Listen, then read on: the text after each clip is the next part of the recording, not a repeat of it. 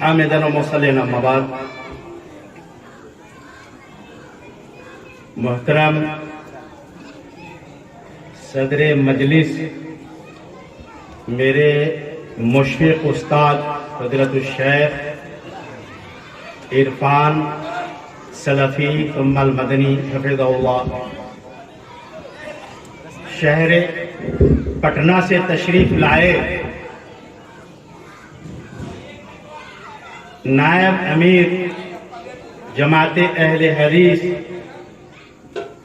فضیلت الشیخ خورشید عالم سلفی مدنی حفظہ اللہ، اور سرزمین سیتامڑھی سے تشریف لائے ہوئے، جیسا کہ مولانا عنایت اللہ صاحب نے کہا، میں اس بات کو دہرانا نہیں چاہتا ہوں، لیکن شاعر بے دھڑک میں ضرور کہہ سکتا ہوں، فضیلت الشیخ جمیل اختر شفیق صاحب اور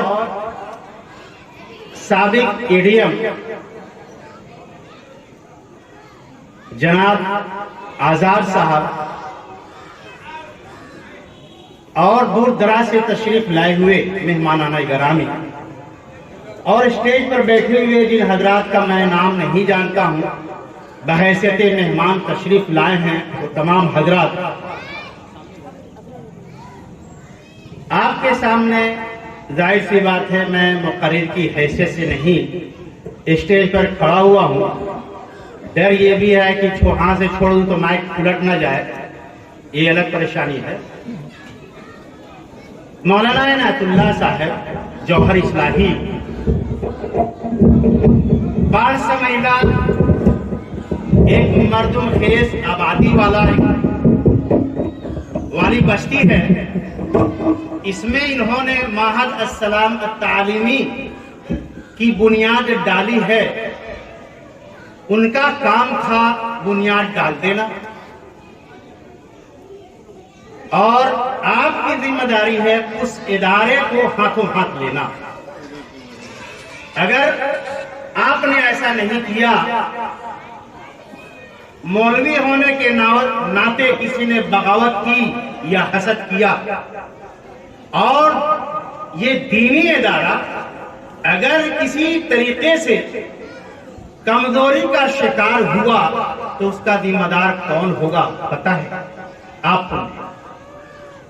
وقت میرے پاس بہت کم ہے، عام طور سے یا تو مولانا جب کوئی ادارہ کھولتے ہیں، گاؤں والے بھی ہوتے ہیں، خلوص کے نام پر داغ لگا دیا جاتا ہے کہ مولانا ایسے کرتے ہیں، حساب نہیں دیتے ہیں۔ ارے بھائی، جب اسی میں سب کچھ ختم ہونے لگے گا تو پھر ادارہ کیسے چلے گا؟ سرپرست کے یہاں اگر جوتا دھستے رہے جاتے رہے، ادارہ کیسے چلے گا؟ سیکریٹری کے یہاں صبح اور شام جو ہے دھرنا دیتے رہے، ادارہ کی تعلیمی خدمات کیسے انجام دے سکتے ہیں؟ ہر آدمی انانیت کے زیر اثر ہوتا ہے، اور انسان سوچتا ہے کہ نہیں، وہ بھول جاتا ہے کہ ہمارے پاس مولانا نے حاضری نہیں دی۔ آپ یاد رکھیں، بہت سارے بزرگ ہیں، یہ بستی بڑی ہے، لیکن افسوس ہو رہا ہے کہ معدود چند ہیں۔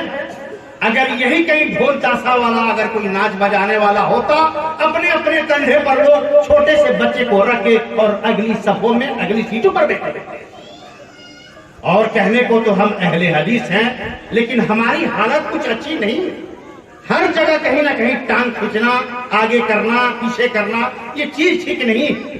عنایت اللہ صاحب، میں آپ کو کہتا ہوں ایک ساتھی کے ناطے، کسی شاعر نے کہا ہے، میں اکیلا ہی چلا تھا جانب منزل مگر، میں اکیلا ہی چلا تھا جانب منزل مگر، لوگ ساتھ آتے گئے اور کارواں بنتا گیا۔ اب گھبرائے نہیں، کام کرنے میں اگر آپ کے اندر ہمت ہے، جانفشانی سے کام کر رہے ہیں، یقینی طور سے اللہ رب العالمین آپ کی مدد فرمائے گا۔ ایک چھوٹا سا واقعہ میں کہتا ہوں، ہو سکتا ہے کہ کوئی اچھی تعبیر نہ ہو، چونکہ وقت کم ہے، گھبراہٹ میں آپ کو اچھے سے سمجھا نہ سکوں۔ مولویوں سے حسد کرنے کا انجام بہت برا ہوتا ہے۔ ایک میں مختصر طور سے ایک کہانی کہتا ہوں۔ کسی زمانے میں ایک بادشاہ تھا، غور سے سماعت فرمائیے، اور درباری مولوی بھی تھے، فتوا وغیرہ دیتے تھے، اور وہیں اسی درباری میں ایک ہجڑا بھی تھا، لفظ ہجڑا میں استعمال کر رہا ہوں، ہجڑا بھی تھا۔ صبح سے لے کے شام تک لوگ بیٹھے رہتے تھے، مولوی کو اچھا خاصا پیسہ مل جاتا تھا بادشاہ سلامت سے، اور ہجڑا کو 2 روپیہ ہو یا جو کچھ مل جاتا تھا بہت چھوٹی موٹی کوڑی۔ اب اس کے دل و دماغ میں حسد آ گیا، حسد گھر کر گیا۔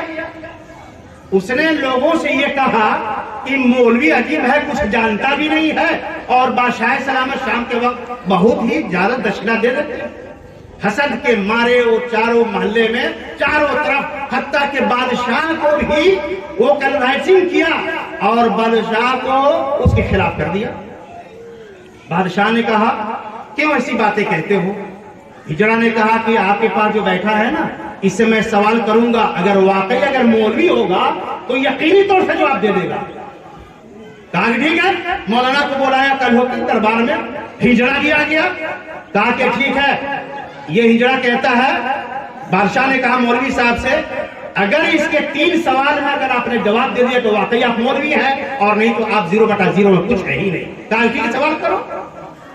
کہا کہ مولانا آپ یہ بتائیے، میرا پہلا سوال کہ اس زمین کا سینٹر کہاں پہ ہے، بیچو بیچ کہاں پہ ہے؟ جیسا کہ ابھی سب لوگ جان جاتے ہیں کہ خانہ کعبہ ہے، لیکن وہ ابھی منظر عام پر آیا۔ ہجڑے کا سوال ایسا تھا کہ مولانا کو بے عزت کریں اور لاجواب کر دیں۔ اب مولانا قرآن حدیث کا سوال ہوتا تب تو جواب دیتے، اب وہ کیسے کہیں کہ کدھر سے ناپے، کیا کریں؟ کہا کہ نہیں، مجھے نہیں معلوم ہے۔ کہا کہ دوسرا سوال کرو۔ دوسرا سوال کیا اس نے، بادشاہ سلامت موجود ہے۔ کہا کہ آسمان میں ستارے کتنے ہیں؟ اب مولانا صاحب جو ہے گننے گئے، وہ بھی کہا کہ میرے کو جواب نہیں معلوم۔ تیسرا سوال اس نے کیا کیا، میرے ذہن میں شاید یہی بھٹک رہا ہے۔ تیسرا، بہرحال اس کو چھوڑ دیجیے، بیچ میں آئے گا تو۔ تیسرا سوال اس نے کیا کیا یاد نہیں آ رہا۔ بہرحال مولانا 2 سوال میں فیل ہو گئے۔ تیسرا سوال اس نے کیا کیا، اگر بیچ میں آ گیا تو میں بتا دوں گا۔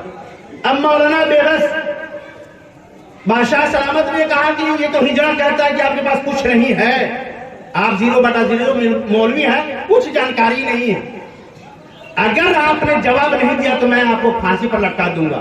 مولانا نے کہا کہ بادشاہ سلامت 2 دن کا وقت دو دیجیے۔ گھر گئے، سوچ رہے ہیں، سوچتے سوچتے ایک دھوبی ان کے گھر آ گیا، کپڑا پہنچانے، دیکھا کہ مولانا بڑی اضطراری کیفیت میں ہے۔ کہا کہ حضور ذرا سا بتائیے نا کیا بات ہے؟ کہا کہ یار جاؤ، ماتھا میرا مت خراب کرو، جب میرے سے جواب نہیں ہو رہا تو تم سے کہاں تو جواب ہے۔ پھر اصرار کیا اس نے، مولانا بتائیے کیا بات ہے؟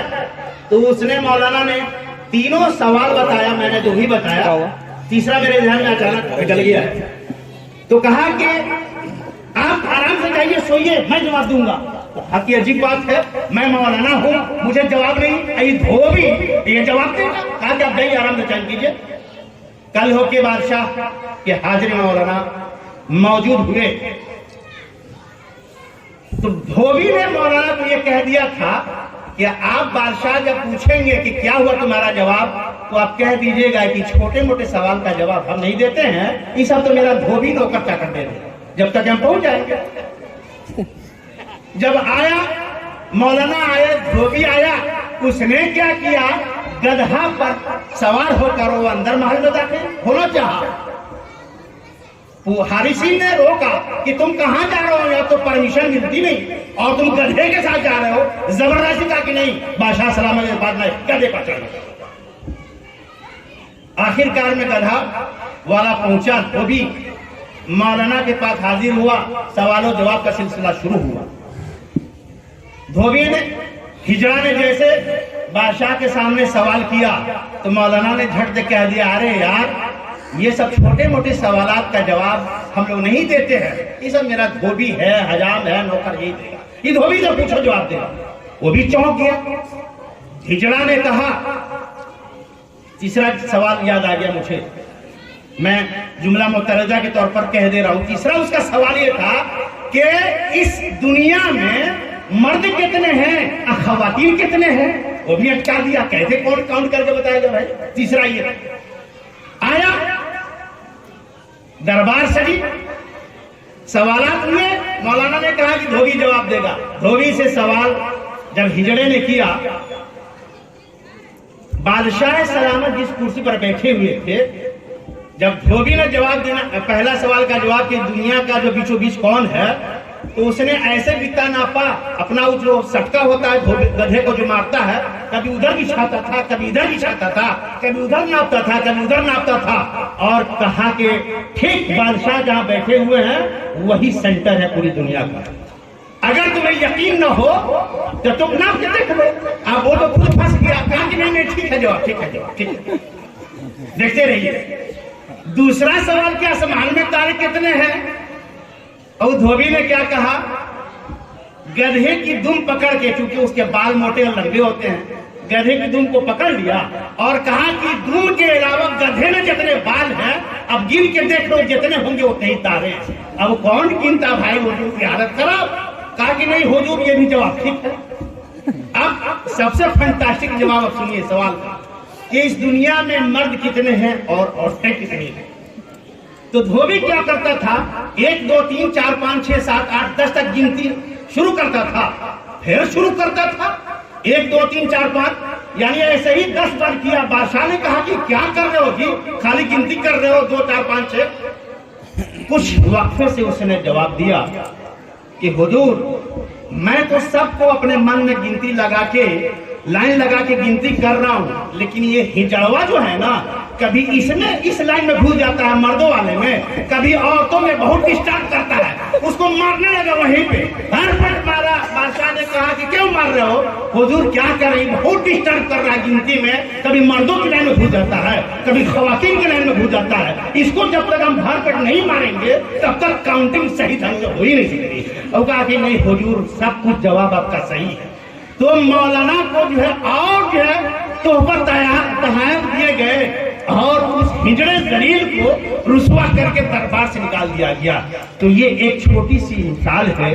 مولوی سے جو پنگا لے گا اس کی حالت بہت خراب ہوگی. اس لیے میں چاہتا ہوں اپنے فاضل دوست مولانا عنایت اللہ صاحب، آپ ہمت اور جذبے سے کام کیجئے. آپ کا تعاون لوگ کریں گے. یقینی طور پر یہ اہل حدیث کی جماعت ہے، بستی بھی وہی ہے، اور یہ قرآن کی تلاوت کرنے والی جماعت ہے. اور قرآن میں لکھا ہوا تعاون علی البر والتقوی، اس میں مانگنے کی ضرورت نہیں ہے.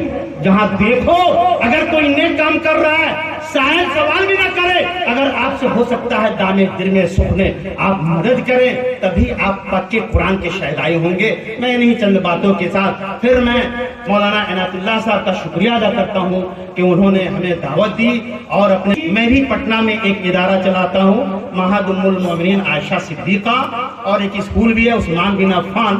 اسی ادارے میں مولانا کئی سال تک جو ہے بخاری کا بھی درس دیا کرتے تھے مولانا عنایت اللہ صاحب. اس کے بعد بھی کچھ تنظیمی کاموں سے جڑے رہے، تنظیم سے جڑے رہے، پھر یہاں پر جو ہے مدرسہ کھول دیا. انشاءاللہ مدرسہ چلے گا، خوب چلے گا. ابتدائے عشق ہے روتا ہے کیا، آگے آگے دیکھ ہوتا ہے کیا. والسلام علیکم ورحمۃ اللہ وبرکاتہ.